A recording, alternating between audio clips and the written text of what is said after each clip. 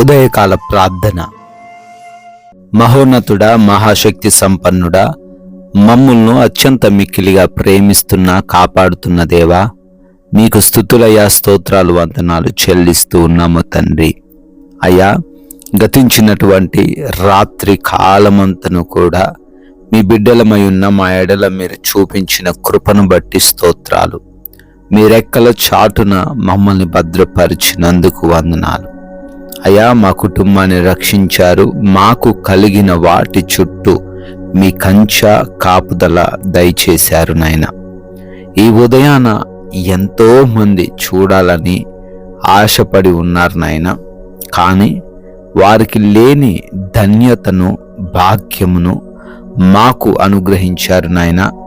మా బలము కాదు, మా శక్తి, మా జ్ఞానము కాదు, గాని మీ కృపను బట్టే మేమందరము సజీవులుగా ఉన్నాము నాయన. అందును బట్టి కోట్లాది కోట్ల కృతజ్ఞత స్తుతులు చెల్లిస్తూ ఉన్నాం ప్రభువా.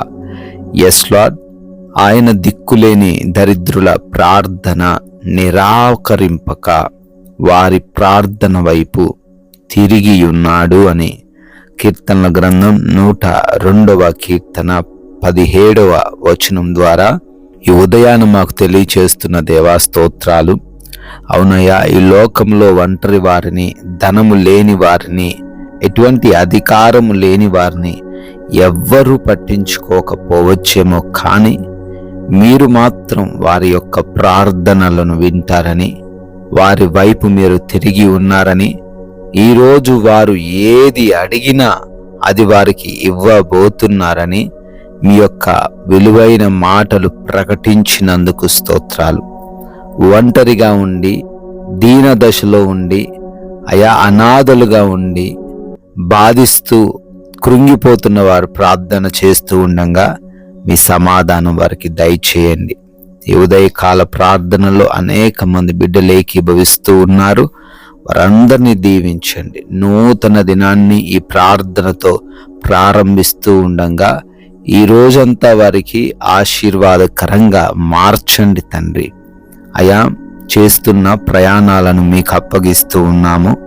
వెళుతూ ఉన్న, వస్తూ ఉన్న మార్గములలో మీ రక్షణ మా అందరికీ అనుగ్రహించండి. ఏ అపాయం, ఏ ప్రమాదం, ఎటువంటి సమస్యలు మార్గము మధ్యలో ఏ బిడ్డకు కలగకుండా, వారి దరి చేరకుండా కాపాడి క్షేమముగా వారి వారి ప్రాంతాలకు చేర్చండి నాయన.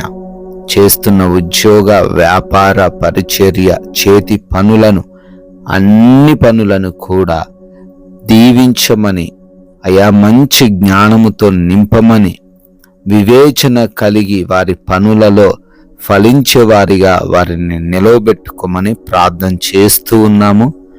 ఆగిపోకుండా ముందుకు సాగిపోయేలాగున కృప చూపించండి. నూతన కార్యాలను కూడా దీవించండి ప్రభువా. అదే రీతిన గృహముల యందు ఒంటరిగా ఉంటున్నారు.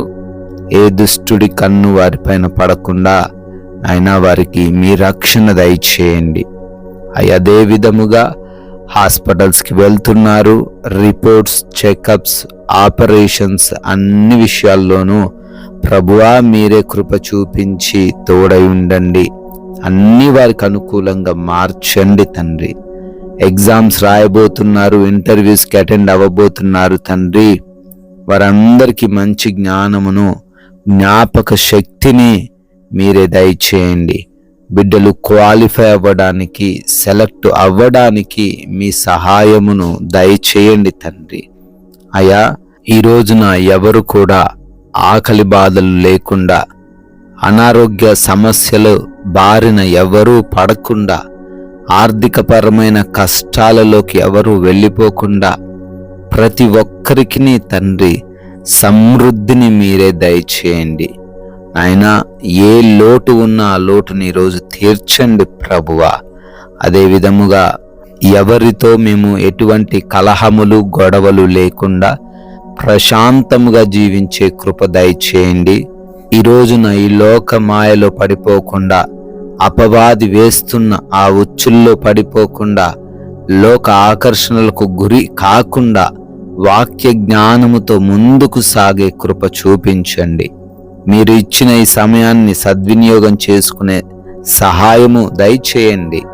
మేము చేస్తున్న పనులు మీ నామానికి అవమానకరంగా ఉండకుండా మీ నామాన్ని ఘనపరచడానికి, అనేకులకు ఆశీర్వాదకరముగా మీకు మహిమకరంగా జీవించడానికి కృప చూపించమని, అయా మీ కృపను బట్టి బర్త్డేలు, యానివర్సరీలు ఈరోజు సెలబ్రేట్ చేసుకుంటున్న ప్రతి బిడ్డను, ప్రతి కుటుంబమును పేరు పేరున దీవించమని, కొందరికైనా మీ నామాన్ని ప్రకటించి రాజ్యవ్యాప్తిలో పాలిభాగస్తులయ్యే ధన్యత దయచేయమని యేసుక్రీస్తు వారి మహిమ కలిగిన నామమున ఈ ప్రార్థన అడిగి వేడుకొని పొందుకొని ఉన్నాము తండ్రి.